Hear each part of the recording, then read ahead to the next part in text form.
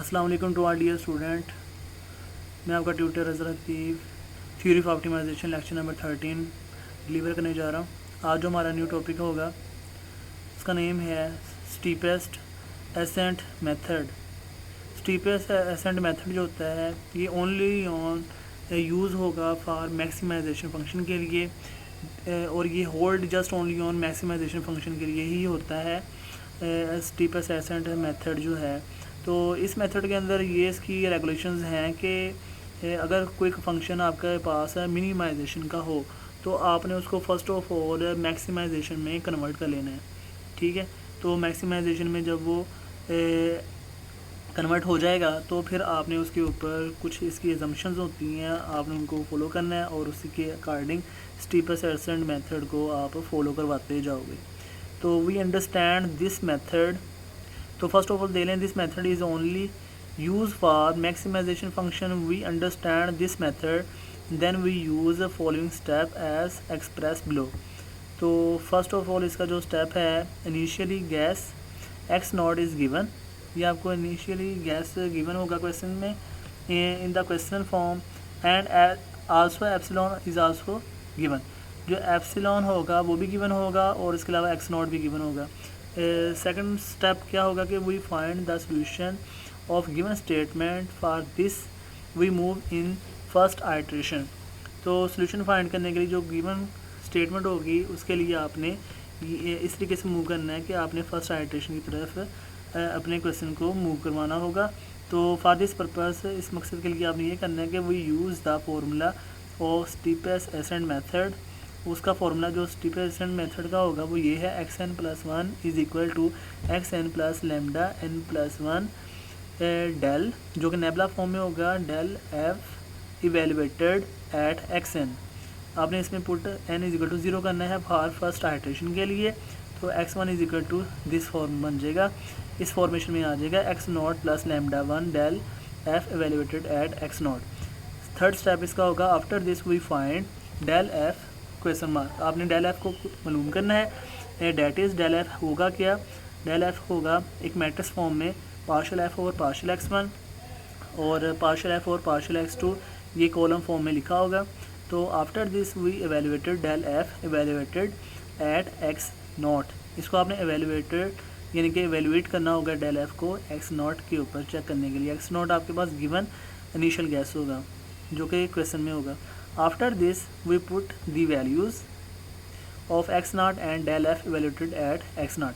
फिर हमने इनकी वैल्यूज़ को पुट करना होगा। ठीक है, एक्स नॉट और del F evaluated at x naught को इस फॉर्मूले के अंदर। ठीक है, एक्स नॉट की वैल्यू यहाँ पे पुट हो जाएगी और del F evaluated at x naught की वैल्यू यहाँ पे पुट हो जाएगी। ठीक है, और lambda one as it is साथ में मूव करता रहेगा, इसको आपने बाद में फाइंड करना होता है।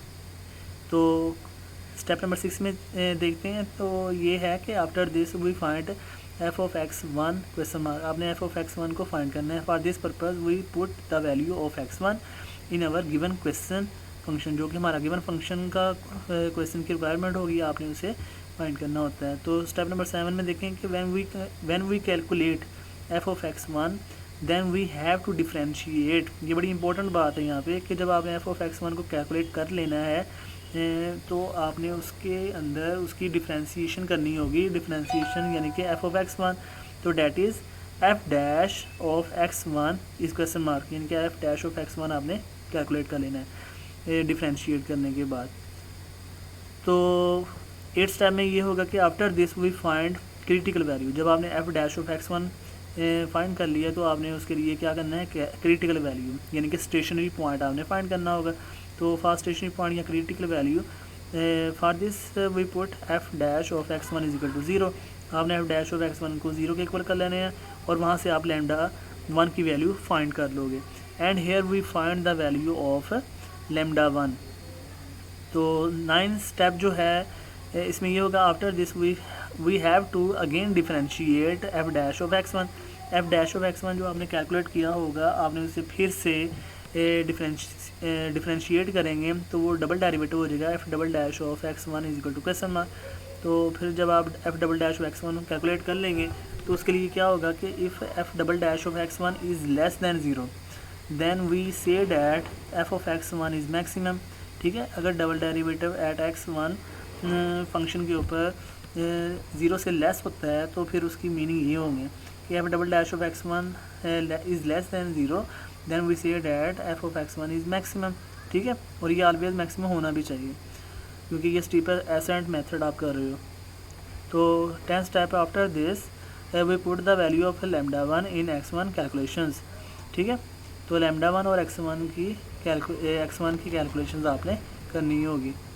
तो 11th स्टेप में देखेंगे after this we get the recommended numerically value of x1, जो एक न्यूमेरिकली सोल्यूशन की फॉर्म में आपको x1 मिल जाएगा इन मैट्रिक्स फॉर्म, वो आपने ऑब्टेन कर लेना है। 12th स्टेप में आ जाएंगे after this we put the values of x0 and x1 in given function. जो हमें गिवन फंक्शन क्वेश्चन की स्टेटमेंट में होगा ना, तो आपने वहाँ पर x0 और x1 की वैल्यू को पुट करना है। जब आप वहाँ पे पुट करोगे तो that is f of x0 का कुछ आंसर मिलेगा और f ऑफ x1 का भी आपको कुछ ना कुछ आंसर मिलेगा। ठीक है, फिर आपने स्टॉपिंग क्राइटेरिया की तरफ जाना है। 13th step after this we have to check stopping criteria. तो फर्स्ट स्टॉपिंग क्राइटेरिया वही है जो आप पीछे 3 लेक्चर्स में करते आ रहे हैं कि f of x1 minus f of x0 whole modulus is less than epsilon. अगर ये इस तरह की फॉर्मेशन आ जाती है तो this implies that we terminate the process. ठीक है, otherwise go to step number 2। Otherwise आप स्टेप नंबर 2 में मूव कर जाएंगे। तो स्टेप नंबर 2 में जब आप मूव कर जाएंगे तो फिर ऑल स्टेप्स फिर से आप अगेन रिपीट करते जाएंगे। All steps are repeated until we reach the termination process. जब तक आप टर्मिनेशन प्रोसेस तक पहुंच नहीं जाते आप उन स्टेप्स को रिपीट करते जाएंगे। ठीक है, ये इसका एल्गोरिदम है। तो स्टीपर एसेंट मेथड के एल्गोरिदम को अंडरस्टैंड अच्छे तरीके से आपने कर लेना है। इसी से फिर आपकी एप्लीकेशंस होंगी।